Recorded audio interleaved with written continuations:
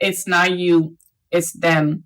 I know on our healing journey and on our spiritual growth, we're always told to have personal accountability and to always take the blame for everything that has happened to us.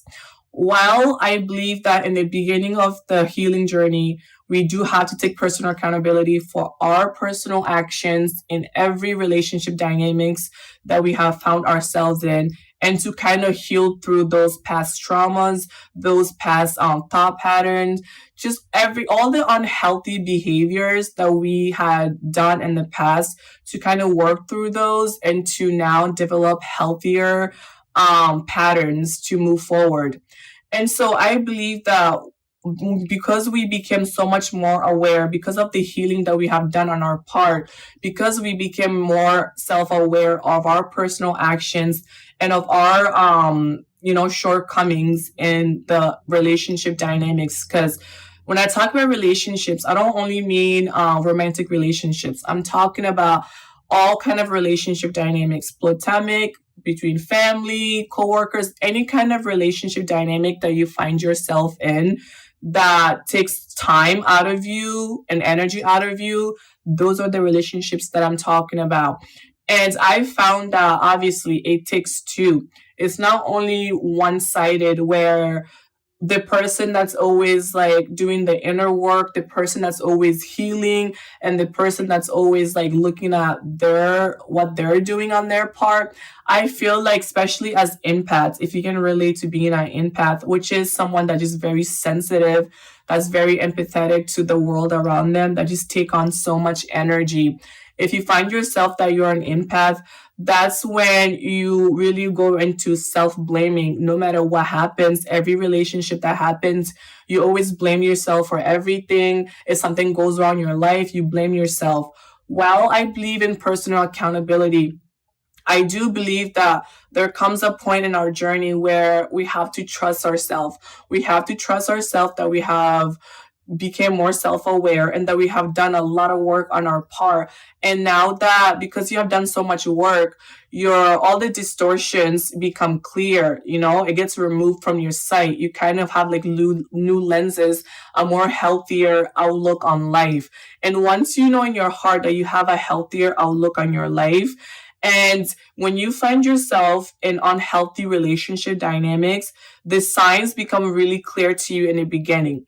Like, for example, if you find yourself in a relationship dynamic where you feel like you're doing all of the work, you're putting in all of the effort, like that your efforts are not being reciprocated, it kind of feels like pulling teeth, trying to get anything out of the other person. That's when you know that this relationship is unhealthy and it's like not going anywhere. And there's no need to trying to blame yourself and trying telling yourself that it's your fault, that you have to fix this. No, it takes two people. If the other person is not willing to put in the same effort, then it's them. They have their own emotions and whatever trauma, whatever inner work that they need to do on their parts, they have to do that on their own. That you don't need to take that burden onto yourself, blaming yourself because you're part of this relationship dynamic. It simply means that you need to remove yourself from this relationship dynamic, continue to work on yourself, and align yourself with those people that are doing the same inner work, that are willing to put in the same effort and time and energy into whatever relationship dynamics that you guys have created. Because that's what I've been observing, that as empath we tend to really blame ourselves for so many of like the baggage of our relationship when we really shouldn't, because at the end of the day we're all adults. And as an adult, if you're over 25 years old, you have to do your own personal inner work. You can't be blaming other people anymore for your actions, right? And us as individuals, we have to look at other people's actions for what they are. If a person is not answering you, if a person is always making excuses, if a person is just like you feel like you're always walking on eggshell around this person in this relationship dynamic, it's literally you have to take it for what it is, that this is just like not working out. Something is not right. And if it's not fulfilling to you, there's no point of keep trying because you're just exhausting yourself. It's better to just let go, keep working on yourself, moving forward, and you'll meet the right people at the right time.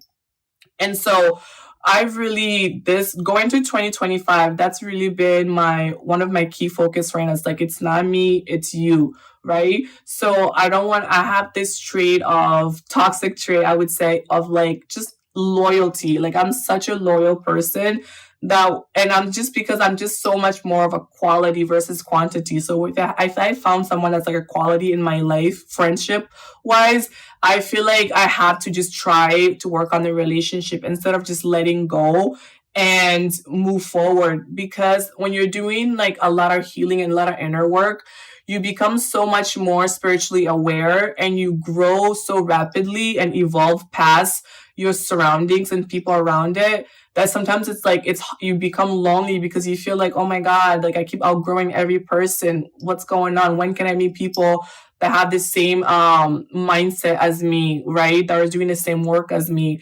And I have found that we have to really detach from wanting to bring people along and allowing people to have their own spiritual growth, to do their own healing, and we don't have to do it together. And that's so hard to come to terms with that. We don't have to do the healing together.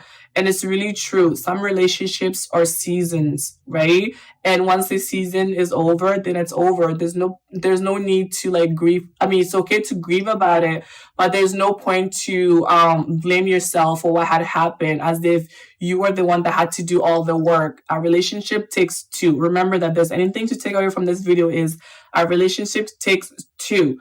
And it cannot work on one person's strength alone. Then there's no point, right? And so it's not you, it's them. Keep going and stay on your healing journey and try to trust yourself. There comes a point where you have to really trust yourself, trust your instincts, trust in God's timing, trust everything, all the inner work that you have been doing. Trust that it will compound eventually and that you were aligned with the right people for you guys to collaborate and co create together. Love you.